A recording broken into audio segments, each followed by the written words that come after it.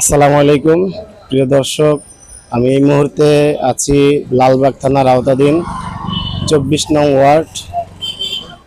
এখানে পীর সাহেব চরমনাইয়ের নেতৃত্বে এই মন্দিরের নিরাপত্তার জন্য সার্বক্ষণিক তারা অবস্থান করছেন। এই শুরু থেকে আপনারা জানেন যে দেশের সার্বিক পরিস্থিতি অনিয়ন্ত্রণ হওয়ার কারণে সংখ্যালঘু যারা আছেন তারা খুবই অনিশ্চয়তার ভিতরে দিন যাপন করছেন। তাদেরকে নিরাপত্তা দেওয়ার জন্য পীর সাহেব চরমনাইয়ের নেতৃত্বে লালবাগ থানার যেই অনুসারী চরমনাইয়ের পীর সাহেব হুজুরে রয়েছেন, তারা এই মন্দিরের নিরাপত্তার জন্য যা যা লাগবে তা দিয়ে সহযোগিতা করবে। এরা আপনাদেরকে ঘুরিয়ে দেখাচ্ছি যে আপনার এই চতুর্দিকে মন্দিরের চতুর্দিকে বেষ্টনী দিয়ে যে নিরাপত্তা বাহিনী যারা আছেন তারা ঘিরে রেখেছেন। আপনাদেরকে যতটুকু সম্ভব রাত্র বৃষ্টিকে উপেক্ষা করে তারা এইখানে নিরাপত্তার জন্য অবস্থান করছেন। সে চলমান পরিস্থিতির যেই অবনতি ঘটেছে, যে কোনো মুহূর্তে যেই দুর্বৃত্ত আছেন তারা সংখ্যালঘুদের উপরে আক্রমণ চালানোর জন্য সজাগ রয়েছেন। আর এইদিকে ইসলামী আন্দোলনের যে নেতৃবৃন্দ লালবাগ থানা শাখার এবং ইসলামী ছাত্র আন্দোলন এবং যুব আন্দোলনের যে নেতৃবৃন্দ আছেন তারাও সজাগ দৃষ্টি রয়েছে। যে কোনো পরিস্থিতি মোকাবেলা করার জন্য তারা সর্বাত্মক চেষ্টা করবে, এই প্রতিশ্রুতি মন্দিরের যে কমিটি আছে তাদেরকে দিয়েছেন। আসসালামু আলাইকুম রহমতুল্লাহি ওয়া বারাকাতুহু। দেশ এবং দেশের বাইরে যারা অবস্থান করছেন সকলকে আমাদের ইসলামী আন্দোলন বাংলাদেশের পক্ষ থেকে আন্তরিক শুভেচ্ছা অভিনন্দন।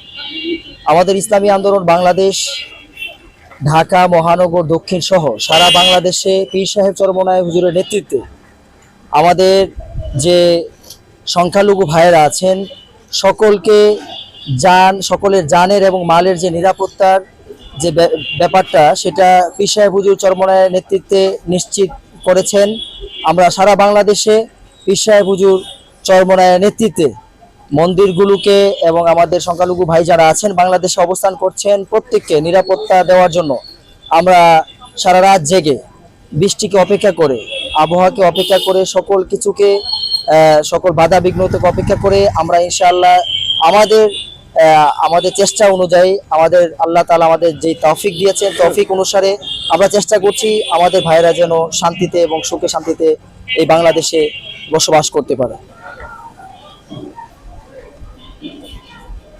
দর্শক দেখতে পাচ্ছেন তারা রাত্রি গভীর থাকা অবস্থায় তারা ঘরে বসে নেই। তারা তাদের যেই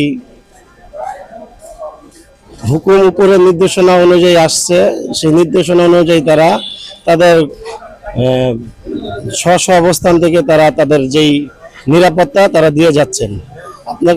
আপনাদের একটু দেখাতে চাচ্ছি যে এখানে ঘুরিয়ে যে চতুর্মুখে এই স্বেচ্ছাসেবক যে বাহিনীটি আছে তারা সর্বদিক থেকে এই মন্দিরকে নিরাপত্তা দেওয়ার জন্য তারা সর্বাবস্থায় কাজ করে যাচ্ছেন। ইসলামী আন্দোলন বাংলাদেশ থেকে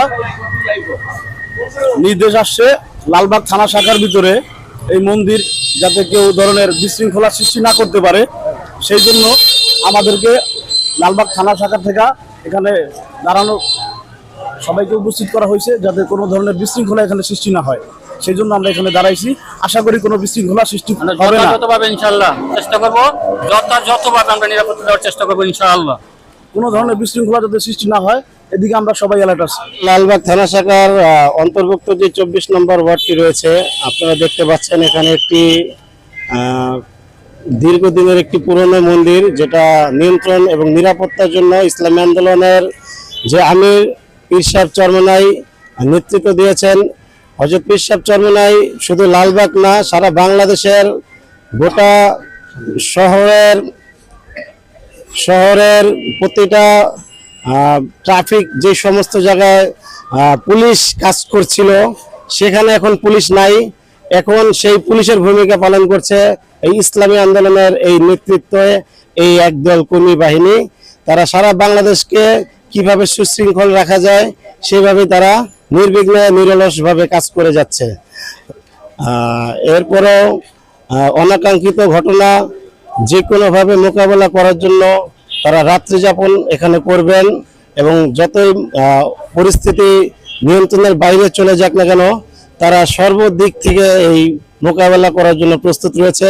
এবং এই লালবাগ যে 24 নম্বর ওয়ার্ডের আওতাধীন এই মন্দিরটি রয়েছে, আপনাদেরকে দেখানোর চেষ্টা করছি যে এই মন্দিরটি রয়েছে। এখানে যারা যুব সমাজ আছে তারাও ইসলামী আন্দোলনের যে নেতৃবৃন্দ আছে তাদের সাথে একাত্মতা প্রকাশ করে নিরাপত্তা দেওয়ার জন্য তারাও সজাগ থাকবে।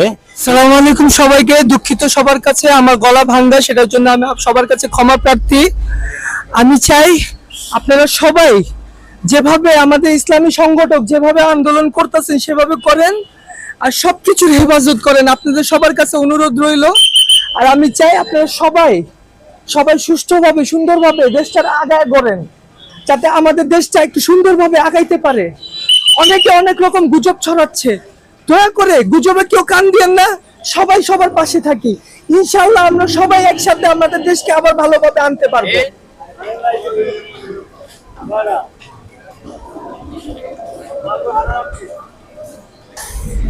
আপনারা যে এখানে আজ অবস্থান করছেন, আপনারা এর বিনিময়ে কি আপনাদেরকে পারিশ্রমিক দেওয়া হচ্ছে কি? নিজ খরচে আমরা এগুলো করতেছি, আমাদের কোনো পারিশ্রমিক দেওয়া হয় নাই। আমাদের নিজেদের টাকা পয়সা খরচ করে এই যে লাঠি কিনছি একটা, এটাও আমাদের টাকা খরচ করে, ঠিক আছে। এখানে আমাদের কোনো পারিশ্রমিক দেওয়া হয়নি। আপনারা সবার পাশে থাকেন। বিপদে কার সময় কি হয় কেউ সঠিক জানে না, কিন্তু আমি চাই আপনারা সবাই বিপদে সকলের সাথে থাকেন, যাতে আমরা দেশটাকে ভালোভাবে আনতে পারি। আর এখানে কিন্তু অনেক রকম অনেক কাহিনী হচ্ছে, আমরা যাতে এই গুজবের মধ্যে কোনোভাবে কান না দিই। আমরা চাই আপনারা সঠিকভাবে সকল সিদ্ধান্ত নেন এবং দেশটারে আগে নিয়ে যান। আর আপনি দেশের সকল জনগণ সবাই হচ্ছে আমাদের দেশের মেন নাগরিক, আমরাই হচ্ছে আমাদের দেশের সফলতা। আমরা যদি আগাইতে না পারি তাহলে কিভাবে আমরা কি করব বলেন? আমাদের